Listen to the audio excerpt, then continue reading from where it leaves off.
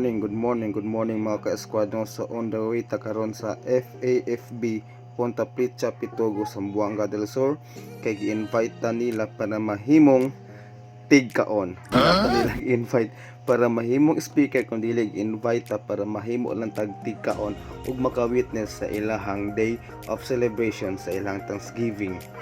So on the way ta karon, while nagbahita, so chill lang ta, video lang ta sa palibot, but wala ko kabaluan na basa na dahil kung pinuunanan ko sa Dinas, kusog kayong unan diya nga time. Kusang tan nagkadaon na ta sa Punta Pritcha or sa simbahan sa FAFB dito nga atong adtuan. Nakapalaga na to ning duha ka buok at nga mga bigo nga mga vlogger. Ug naabot na ta sa FAFB Punta Pritcha Pitogo, Zamboanga del Sur. Grabe simple kaya ang decoration, pero grabe nice kayo gud.